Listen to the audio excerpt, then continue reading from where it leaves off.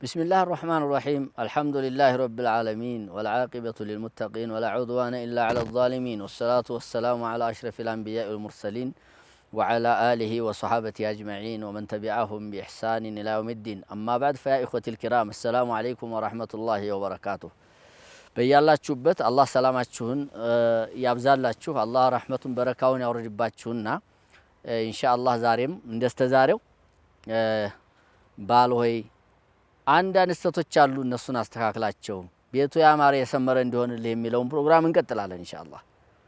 ዛሬ እንድስተካከል የምንፈልገው ባለፈው ትምህርታችን ተበጃጅላት እመርላት ተዋብላት ብለናል። ያ ብቻ አይጠቅምም ምንድነው ያ ብቻ አይበቃም። እንግዳውስ ምን ያስፈልጋል? ሚስትህን ላንተ ብላ መጥታለች፣ ካንተ ብዙ ነገር ትፈልጋለች። ያኔ የምትፈልገውን ነገር ልታሟላላት በምትፈልግ ጊዜና ልታሟላው የሚገቡ ስርዓቶች አዳቦች አሉ። እነዛን አዳቦች ሳታሟላ ወደ ሚስትህ መቅረብ ስህተት ነው። ባለቤትህን ተውበህ ብቻ ሳይሆን ምትቀርባት አዳቦች አሉ። እነዛን አዳቦች ታሟላለህ።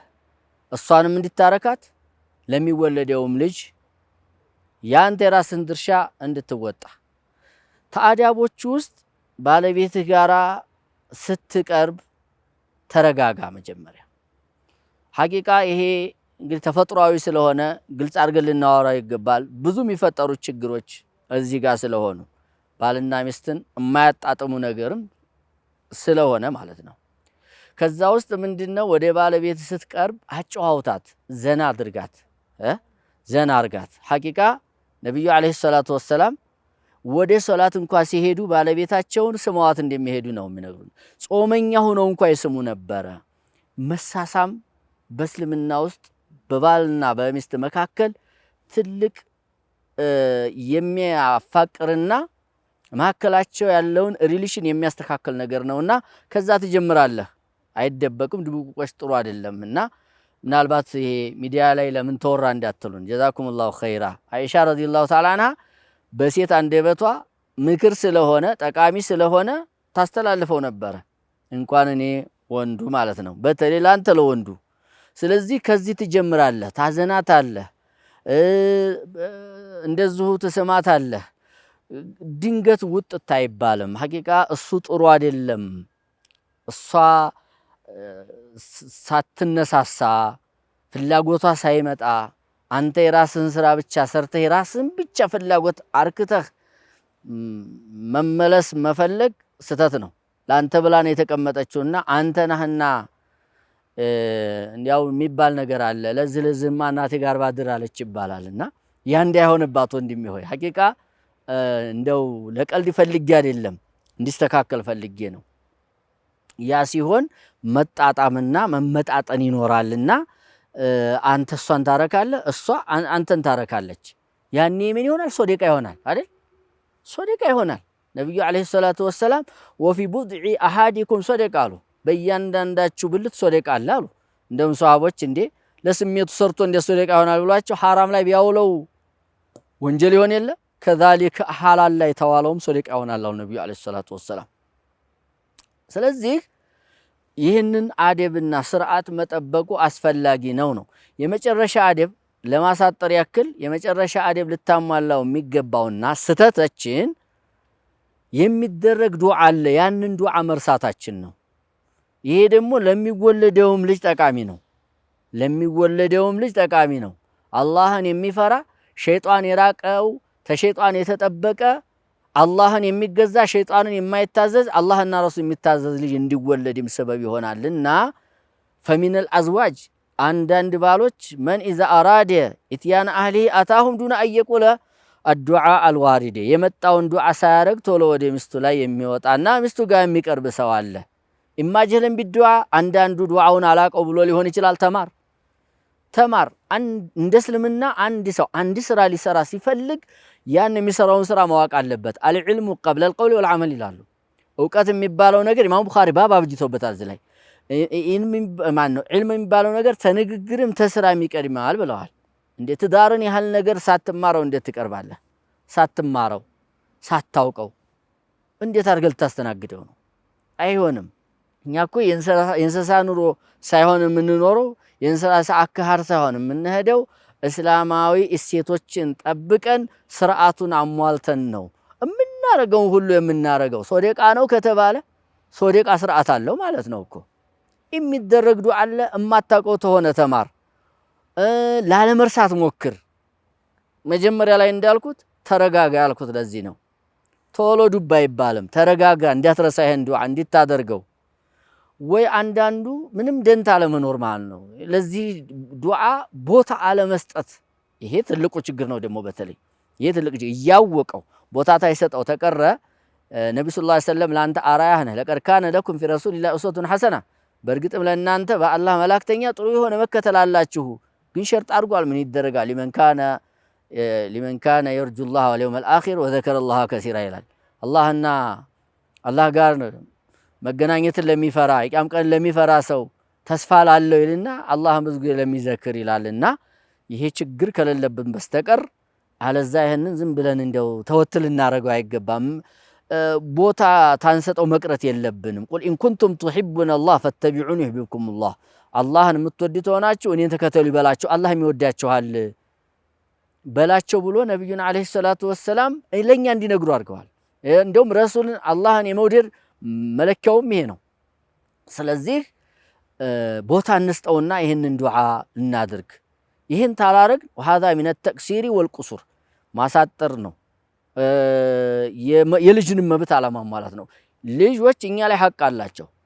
ተሐቃቸው ውስጥ ቀድመን የምናገባትን ሴት መምረጥ፣ ለሴቱም እንደዛው መክራለሁ። ዲን ያላት መሆኑን መምረጥ፣ ዲን ያለው መሆኑን መምረጥ። ከዛ ይሄ ራሱ ለወደፊት እሱ ሲወለድ የሚጠቅመው ነገር ስለሆነ ሐቁ ነው። ዱዓ አድርገህ ነው ወደ ግንኙነት መሄድ ያለብህ እንጂ አለበለዛ ሐቁን አጓድለሃል ነው የምንለው። ኢዝ አነ ተርከሁ ሙኻለፈቱ ሊሱና፣ እሱም መተው የነብዩ ሱና መክለፍ ነው። እናም ወቀድ የኩኑ ተርኩ ዱዓ ሚን አስባብ ሸቃኢል አውላድ፣ ይህን ዱዓ ሳናረግ መቅረታችን ለልጆቻችንን መናጢነት ሰበብ ይሆንብናል። ልጆቻችን ጥሩ እንዲሆኑ ለኛ ዱዓ የሚያረጉ ሰደቃ የሚያቀብሉ እንዲሆኑ ዛሬም የሚጦሩ ነገ የሚወርሱ እንዲሆኑ እንፈልጋለን አይደል እንዴ? በአኺራ ለኛ የሚጠቅሙ እንዲሆኑ እንፈልጋለን። ያ ከሆነ ይህንን ዱዓ አድርጋ ለዛ መናጥ ይሆንብሃል። ነገ አላህ ፊት የሚያስጠይቁ ሊሆኑም ይችላሉ። ያንተን ሐቅ የማይጠብቁ አንተን የሚገላምጡና አንተን የሚያንቋሽሹ ሐቅህን የሚያጠፉ ይሆናሉ። ወሊሃዛ የጅሩ ቢዘውጅ አላ ያንሳ ሀዘ ዱዓ፣ ይህንን ዱዓ ባል መርሳት የለበትም። አደራህን ቃለ ነቢዩ ሰለላሁ ዐለይሂ ወሰለም፣ ነቢዩ መሐመድ ሰለላሁ ዐለይሂ ወሰለም ቡኻሪና ሙስሊም በተዘገበ ሐዲስ ምን ብለው መክረውናል? ለው አነ አሃደሁም ኢዛ አራዳ የእቲ አህለሁ፣ ተነሱ አንዳቸው ተወንዶች ማለት ነው ሚስቱን ግንኙነት ለማድረግ ባሰበ ጊዜና ቃለ ቢል ኑሩ አሉ፣ ከመጀመሩ በፊት ማለት ነው። ቢስሚላህ በአላህ ስም እጀምራለሁ፣ በአላህ ስም በረካ ፈልጋለሁ። አላሁመ ጀኒብነ ሸይጣን፣ አላህ ሆይ ሸይጣንን አርቅልን፣ ሰይጣንን አርቅልን። ወጀኒብ ሸይጣን ማ ረዘቅተና፣ ተኔና ተባለቤቴ ብቻ ሳይሆን ከምሰጠንም ልጅ ሸይጣንን አርቅልን ብሎ ዱዓ አድርጎ ግንኙነት ቢያረጋሉ ፈኢነሁ እዩቀደር በይነሁማ፣ በመካከላቸው ቢወሰንላቸው ወለድን ሊቢወሰን ፊ ዛሊከ በዛ ግንኙነት ለም የዱረሁ ሸይጣኑን አበዳ፣ ሰይጣን መቼም ቢሆን አይጎዳውም። ሱብሓነላህ። እንዲህ ትልቅ መፍትሄ ያለው ነገር ታዲያ እንዴት ይረሳል? ልጃችንን አይጎዳውም። ነቢ ሰለላሁ ዐለይሂ ወሰለም ጥቅልል አድርጎ አይጎዳውም ነው ተምንም በዛሂርም ሰውነቱ ላይም ጉዳት አያመጣበትም። ያው ጅን ያዘው ሩቅያ እናስቀራ ምናምን የሚባለው እኛ መጀመሪያ ላይ ጎዶሏለንና ነው ማለት ነው። ያ ቢኖር ኑሮ ልጃችን እንዲህ ያለ መከራ ውስጥ አገባም አይገባም ነበረ። ይሄ ብቻ አይደለም፣ በዲኑ ዙሪያም በሚፈታተን ሁኔታ አይጎዳውም። ይህንንም ያካትታል። ይሄ ብቻ አይደለም፣ ልጅ ሲወለድ ማንኛውም ልጅ ያለቅሳል እንደምንሰማው አይደል እንዴ? ያ ምክንያት እንዳለው ነው ማለት ነው። ሸይጣን እየቆነጠጠው ነው ብለዋል። ከዛም ሊጠብቀው ይችላል። ወኢኒ ኡዒዙሃ ቢከ ወዙርየተሃ ሚነ ሸይጣን ረጂም እንዳለችው የመርየም እናት እና ሲወለዱ እነሱ ይሄ ነገር እንዲያላጋጠማቸው ሁሉ አንተም ዱዓ ታረክ አላህ ዱዓህን ይቀበልሃልና ልጅህን ከዛ ሲወለድ ጀምሮ ሸይጣን እንዳይነካ ሁሉ ያደርግልሃል። ታዲያ ምን ትፈልጋለህ ከዚህ በላይ? እነ ኢብኑ ሐጀር በዚህ ላይ የሰጡት አስተያየት አላቸው። ፈቱል ባሪ ላይ ቡኻሪን የሐዲስ ቡኻሪ ያወርተውታልና ነወዩም እንደዚሁ ሙስሊምን ሲሸሩ ሙስሊም አውርተውታልና የሰጡት አስተያየት አላቸው። እሷን ባለች ሰዓት ኢንሻአላህ ለማስታወስ ያክል ምንድነው ኢብኑ ሐጀር የሚሉት እሱን በዲኑም ሆነ በሰውነቱ ላይ አይጎዳውም ማለት ነው ብለዋል ኢብኑ ሐጀር ረሂመሁላሁ ተዓላ። እንደው ምናልባት ሙሉ በሙሉ ጉትጎታ አይገባበትም ማለት ሳይሆን በዲኑም በሰውነቱም ላይ አይጎዳውም ማለት ነው። ስለዚህ ለልጃችን ጥሩ እንሰብለት፣ አዳቡን ጠብቀን አላህ የፈቀደውንና ሶደቃ ያደረገውን ነገር እንጠቀም ነው የምለው።